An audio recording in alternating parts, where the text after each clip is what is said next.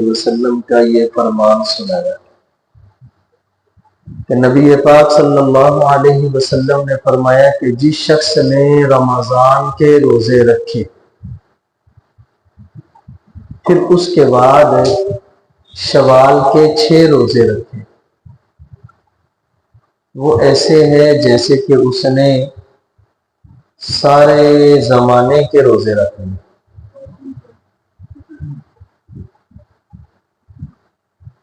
حضرت ابو ایوب انصاری رضی اللہ عنہ سے روایت ہے کہ نبی پاک صلی اللہ علیہ وسلم نے فرمایا کہ جس شخص نے رمضان کے روزے رکھے پھر اس کے بعد شوال کے 6 روزے رکھے، وہ بندہ ایسے ہے جیسے اس نے مسلسل روزے رکھے۔ یہ دونوں طرح سے ترجمہ الدہر کا جو ہے وہ کیا جا سکتا ہے۔ اس حدیث سے ایک بات تو یہ معلوم ہوئی کہ شوال کے جو 6 روزے ہیں یہ فرض تو نہیں ہیں تو نفلی روزے ہیں، لیکن ان کا ثواب بہت ہے۔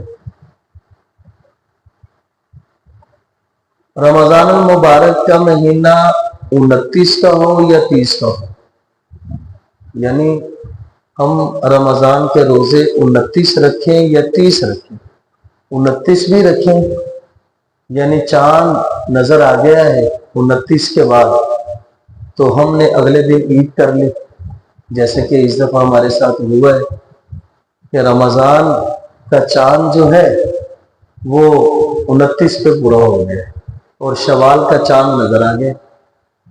چاند نظر آنے پہ ہم نے عید کر لی۔ اگلے دن جب ہم نے عید کے دن مغرب کی نماز کے بعد چاند کو دیکھا، پہلے دن تو ہمیں نظر ہی نہیں نہ آیا، جنہوں نے دیکھنا تھا انہوں نے دیکھا، جو جدید آلات تیار ہو چکے ہیں ان کے ذریعے سے۔ ہم نے جب عید والے دن دیکھا تو محسوس ہو رہا تھا کہ یہ دوسرے دن کا ہی چاند ہے، پہلے دن کا نہیں۔ تو یہ بات تو کنفرم ہے کہ اللہ پاک کا بنایا ہوا یہ جو نظام ہے چاند اور سورج کے ذریعے سے ہمارے دن رات کی، سالوں کی، مہینوں کی گنتی ہوتی ہے، ہمیں پتہ چلتا ہے کتنے دن ہو گئے ہیں، کتنے ہفتے ہو گئے ہیں، کتنے مہینے ہو گئے ہیں۔ یہ اللہ پاک نے ایک نظام بنایا، اور حدیث پاک میں ہے کہ آپ صلی اللہ علیہ وسلم نے فرمایا کہ چاند کو دیکھ کے ہی روزہ رکھو، یعنی چاند نظر آئے تو روزے رکھنے شروع کر دو، رمضان کا چاند نظر آ جائے، اگر شوال کا چاند نظر آ جائے تو روزے ختم، اب افطار کر دو۔ تو اسی پہ عمل ہو رہا ہے پوری دنیا میں، اسی پہ عمل ہو رہا ہے پوری دنیا میں۔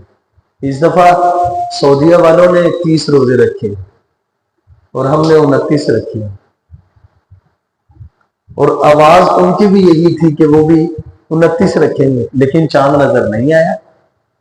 جب چاند نظر آیا تو انہوں نے اسی وقت ہی ہمارے ساتھ ہی عید کی، یعنی ہماری بدھ کے دن کی عید تھی تو ان کی بھی بدھ کے دن کی عید تھی، یعنی دونوں عیدیں ہماری اب اکٹھی۔ بہت دفعہ ایسا ہوا ہے۔ دوسری بات، اسلامی مہینے جو ہوتے ہیں نا، یہ 29 کا ہو جاتا ہے یا 30 کا ہو جاتا ہے، یہ 28 کا بھی نہیں ہوتا اور 31 کا بھی نہیں ہوتا۔ انگریزی ماہ جو ہے وہ بھی اللہ نے بنائے ہیں، ان کی ترتیب میں کبھی کبھی 28 کا مہینہ بھی ہو جاتا ہے اور کبھی کبھی 31 کا مہینہ، بلکہ 31 کے مہینے تو 3-4 گزرتے ہیں۔ مارچ کا بھی یہ جو گزشتہ گزرا ہے 31 مارچ عموماً ہوتا ہے، دسمبر کا بھی ہو جاتا ہے اور بھی ہو جاتا ہے۔ اور جو دیسی مہینے ہیں، دیسی مہینوں میں کچھ ماہ جو ہیں وہ 32 کے بھی ہو جاتے ہیں، 32 کے بھی ہو جاتے ہیں۔ یہ ساری ترتیب سمجھنے کے بعد اب آ جائیں حدیث پاک کی طرف جو ہم نے پڑھی۔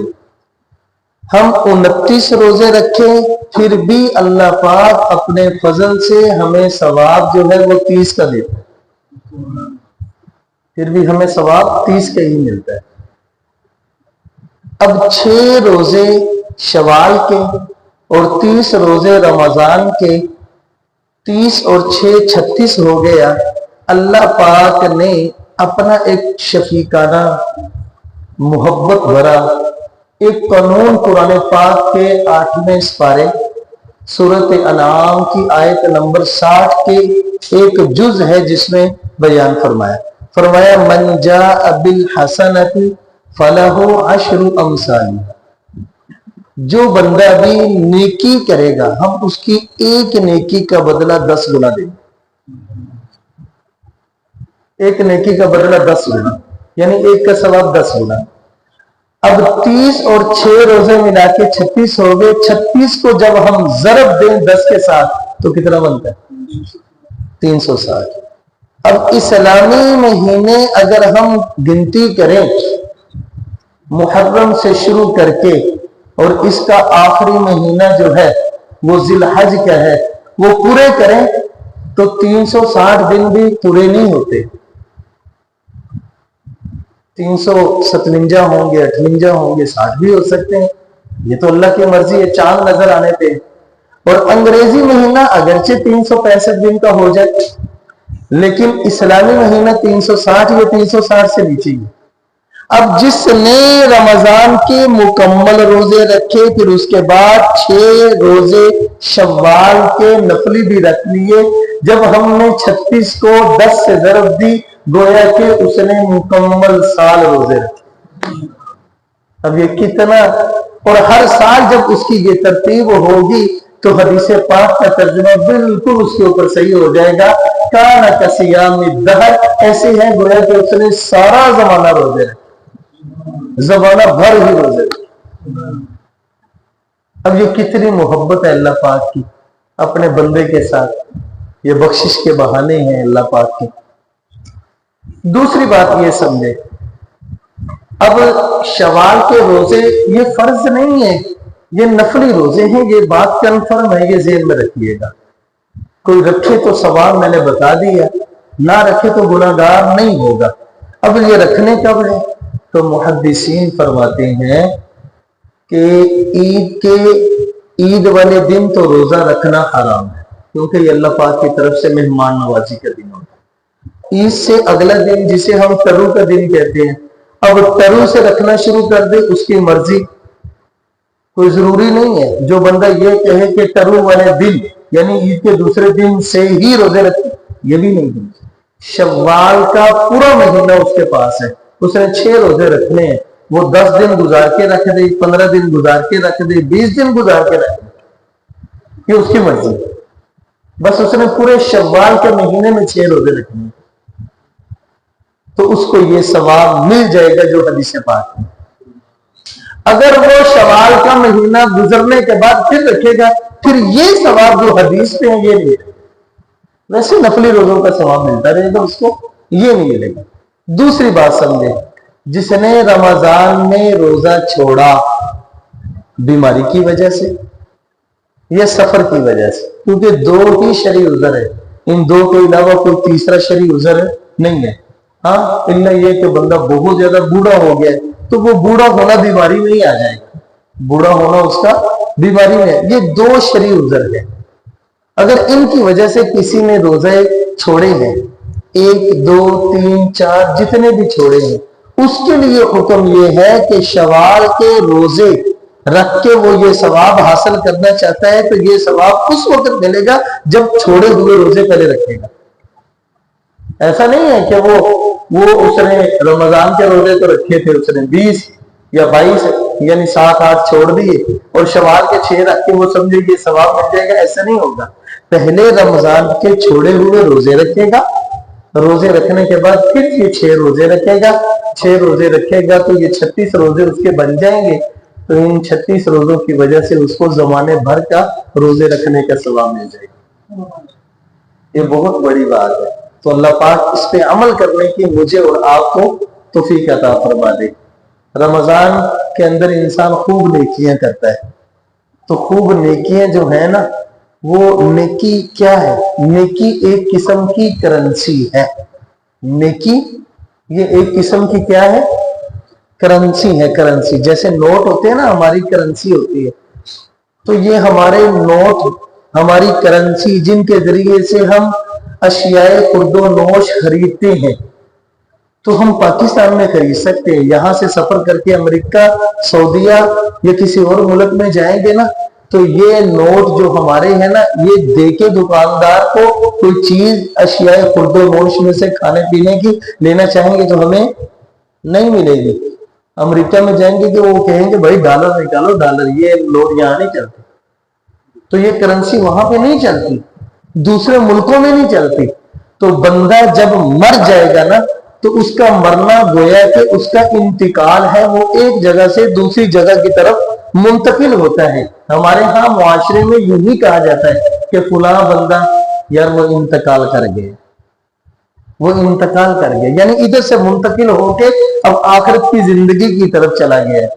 اب یہ آخرت کی جو زندگی ہے نا، آخرت کی زندگی میں کرنسی یہ نیکی والی چلے، یہ وہاں پہ کام آئے گی. اور یہ کام کب آئے گی؟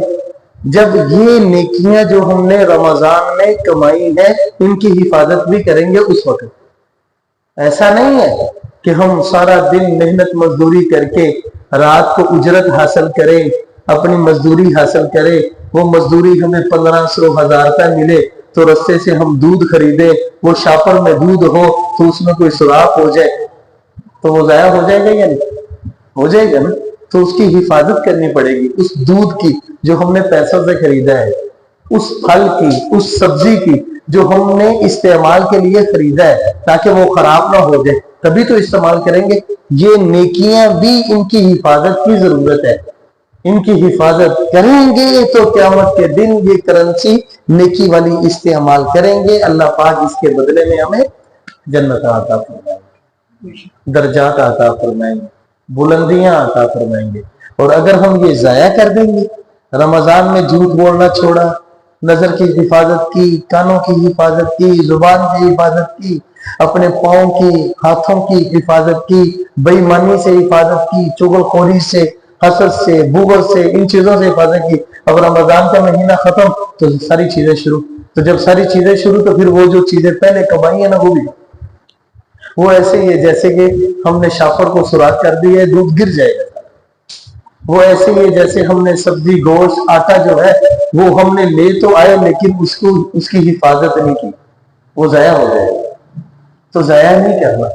اسی وجہ سے اپنی ترتیب جو ہے اس کو معمول بنائے رکھیں، سچ کی عادت اپنائے رکھیں، اور نیکی کرنے کی جو عادت ہمیں رمضان میں اللہ پاک کی توفیق سے مل گئی ہے اس کو اپنائے رکھیں. اللہ پاک میری اور آپ کی حفاظت کرنا.